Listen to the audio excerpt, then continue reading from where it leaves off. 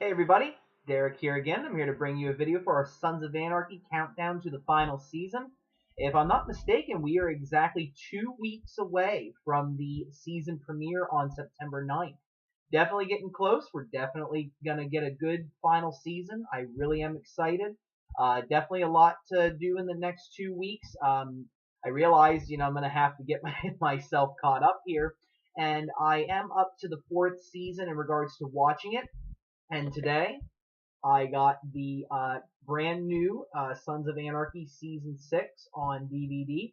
Definitely a very nice cover. I love the way that they did this. And then the inside of it has the all the guys fighting, kind of like in the trailer or like the promotional posters that they had of this. So definitely a lot of great things. I'm definitely excited to watch it, and I am really looking forward to getting to the next part of the series. The final season's coming up, and I'm definitely looking forward to it. Okay, so tonight what I'm going to do is I'm going to do my review on the season 1 finale, which was called The Revelator. Definitely a lot of great things that happened in this episode. I mean, it was definitely one of the best final episodes of a season that you could have asked for. I mean, it really gave you a lot to look forward to for the next season. So again, I'm going to be doing a review. So just in case you're just starting the show, there are spoilers. I'm going to be doing a lot of reviews. So again, if you have not watched the episode, you're catching up for some reason, don't watch this video because it may contain spoilers. Okay. So the beginning of the episode, we have Jax and Opie, talking. This is the morning right after Donna's been shot by Tig in the previous episode. And of course, the only one who knows that at this point is Clay, and Tig and Unser kind of alluded to he knows what happened, as well as Stahl, who set this whole thing in motion. Opie's blaming himself, which is completely understandable under the circumstances. He probably would feel responsible. And it's definitely sad to see him. He's broken down. He's definitely having a tough time dealing with this, as anyone would. I mean, this was the love of his life. So, of course, they're going to want retribution. That's just the club nature. If somebody hurts somebody in the club, they're going to have to, retaliate. That's just what they do. So they're going to want that retribution really fast. And of course, Clay and the rest of the club meet together, and Clay basically promises they're going to get this figured out. Obviously he knows he's responsible, so he has to push this onto somebody else. But Piney's very, upset about the way everything's been going down. He feels like nobody has done enough yet. He basically calls Clay out on his BS, because Clay's kind of like, yeah, we're going to figure this out. We got to look at all the angles. Piney wants something done now. And he feels like the Niners are responsible based on the attack that happened at the exchange between the Mayans and the Suns for guns and money. So he wants action. Clay's trying to be like, well, we'll get to it. And Piney, he's like, no, we need to do this now. He said, because if this would have happened to Gemma, you would have had, 6 charters down here. You would have been, riding down the streets, firing the bullets right away. And Clay tries to, put the burden on everybody. Like, no, this is something that happened to everybody. And Piney's like, no, this happened to me. This was my family. And I think it's a very big moment for Piney. He's starting to, stand up a little more. We kind of see Piney more in a background role. Even though he's a main cast member, he doesn't really do as much in the first season as he does in later seasons. But this is definitely the moment for him to step up. And he does end up going out to the Niners bar and basically holds several of the Niners at gunpoint. I mean, he's the kind of guy who, he has emphysema, and I think he just realizes that, he's getting old, he's getting weaker, he's not going to be able to ride much longer. And when death comes for him, death comes for him. I think he's accepted that, and whenever it comes, he'll meet it face to face. But, a lot of the other guys are like, well, wait a minute, some of those Niners are young guys. They're not ready to just, shoot it out with the old man. But thankfully, Half Sack followed him. He's able to call Jax. Jax comes down, diffuses the situation. And, Leroy basically tells them that the Niners didn't do it, which, of course, we know. And, Jax takes his word on that. Leroy's like, well, hey, if we actually did it, would we be sitting down here talking? And, Jax agrees. So obviously the Niners and the Suns are not on the best of terms, but they're not so far, on opposite ends of the spectrum that they're going to war it out. Leroy basically said, hey, the reason why we attacked early was just to send a message to you, that we're not just puppets that you can use. So they're going to deal with their situation later. But obviously they know the Niners didn't do it. So now, what are you going to do? At the same time, what you also have is Clay, wants to protect Bobby. Bobby is still incarcerated right now. There's a witness that's going to testify to, Bobby killing Hefner. And at this point, they're also going to finger Opie for the crime as well. And Opie suffered enough. And basically, to protect Bobby and Opie, Clay wants the witness murdered. So they're able to use Trammell, the sheriff, and Oswald, who they have been, holding the knife over him ever since, that back when Tristan was raped and he couldn't kill the rapist, they had the knife with the fingerprints on it. They're holding that over him, and basically they extort him and Trammell to basically get the information. So they're able to get the information about who the witness is and where they are. So that's something that they're going to deal with later on in the episode. In addition, what you also have is Clay worrying about covering his own rear, because obviously he is responsible for Donna's death. And there are a lot of different factors that could eventually cause that to come out. But he ends up, knowing that Tig can be trusted, and he even, Tig and him have a nice moment there at the Oswald's home where he basically says, I put a lot on you and I want you to know that, I appreciate it. Definitely shows that, Clay and Tig have a closer bond. It's kind of like how Jax, Opie, and Chibs, they're always like the tightest of friends. You see those small little divisions in the club. It's not necessarily that at this time that, they love each other more than it, it's a whole brotherhood. But you always see like those segments in the club all along. And, you see that Clay and Tig have this closer relationship. You also see that Gemma does find out in this episode. Well, she doesn't really find out. She actually kind of like alludes to it, like we're responsible for what happened to Donna, right? And Clay doesn't, respond necessarily, but Gemma figures it out. Clay acted off of stalls, setting Opie up. She understands, this is just the way the club is. I think that she understands why Clay made this decision, and she basically ends up telling him, hey, feel that pain, but get out there and find a way to deal with it and keep the club whole. Because that's what the goal is, that's what they're trying to do. So basically, the other thing that really, really happens that kind of sets everything for next season into motion is Hale. Hale is also feeling guilt over not telling anybody about Stahl setting Opie up as a rat until it was too late. He told Unser, but by the time Unser got there, it was too late. They already sent Tig out. So Hale, he wants Unser to basically help him take Clay down. He wants to get justice for Donna, but Unser won't do it. Unser's still, a friend of the club. And the other reason he says this is because, well, he thinks that the club will actually deliver up its own, justice. That if they find out that Clay did this, then they're going to take justice into their own hands and kill him. So he's going to let them, Unser's basically going to let the club deal with it. But Hale's not satisfied with that. In fact, when Jax comes and sees him, Hale lets loose, hey, I just want to let you know what happened. He basically spills his guts about, Stahl setting up Opie as a rat and all that, and about how Clay had his suspicions. And Jax, it just hits Jax all at once. Oh my God, Clay did this. And he knows it in his heart. And basically, he confronts Clay about it. He specifically sits in the room and he goes, did you have anything to do with this? Tell me now. And Clay basically just goes, no.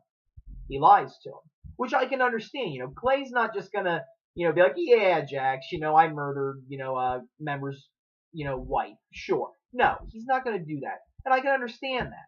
But you can tell just how much tension there is there.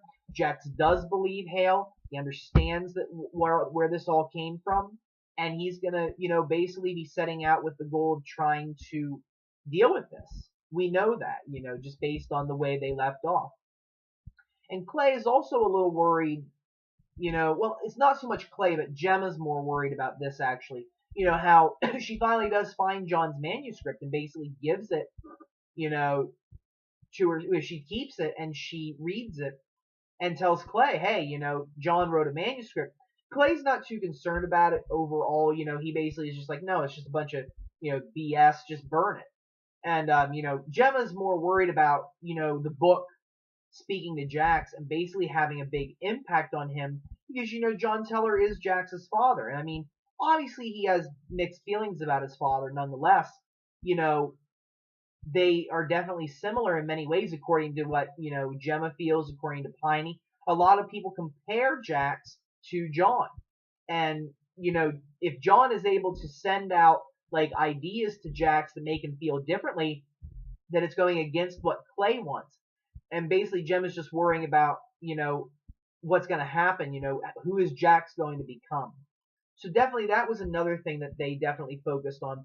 Another thing they did, which really was a nice way to kind of close off one part of the storyline, was between Jax, Wendy, and Tara. Jax basically makes his decision. He tells Wendy, hey, last night was just a one-time thing. We were all having a bad day. Dawn had died, and, it was just a hookup.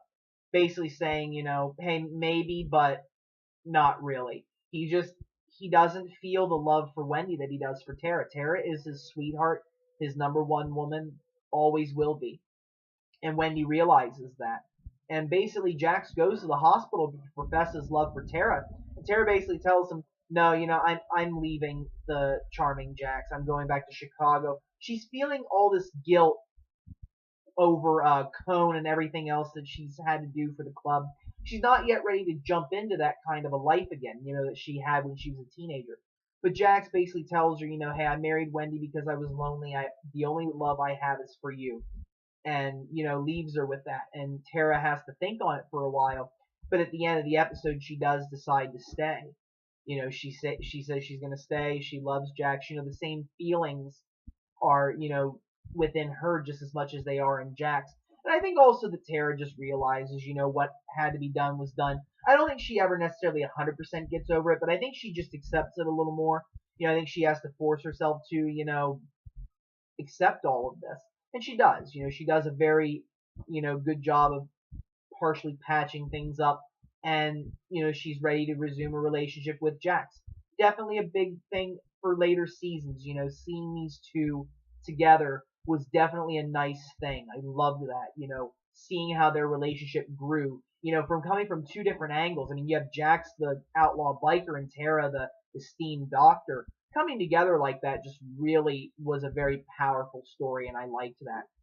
So the other thing is you have Happy, Chibs, and Tig go out to the safe house, basically prepared to kill the witness, and they find out while they're there that the witness is a young girl named Daviqua Michaels, she basically, I think she's like 16, 17 years old.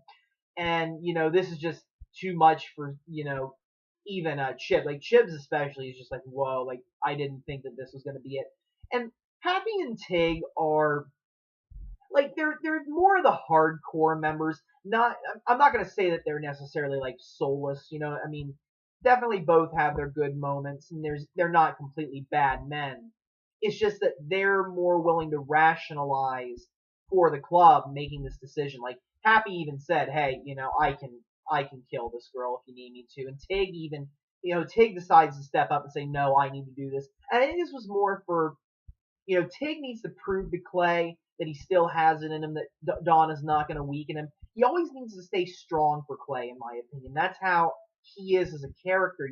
Tig always wants to prove himself to Clay, who's the president, and he's the sergeant at arms. He wants to show Clay that he can always be there for it. Definitely, suspenseful moment. Jax ends up showing up because he finds out about the witness from Juice. Pays her off, tells her, hey, get the heck out of town or else this Tig's going to kill you. So she leaves. And basically Jax beats Tig up. And I think that, part of that was because, he wanted to knock some sense into Tig. Like, what were you just about to do, you moron? You're about to kill this young girl. We don't kill women. We don't do things like that as a club. That's not us. And I think also because I think he also sort of realizes that Tig was responsible. for Donna's death. So I think all of that came to a head, and Tig didn't fight it because I think, again, he feels like he deserves the beating, for everything that he's done.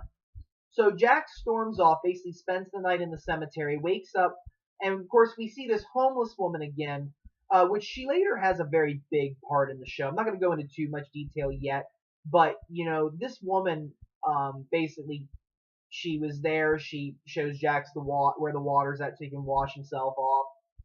He gives her his sweatshirt, and then he ends up going to the funeral, where everybody's at. They're at Donna's funeral.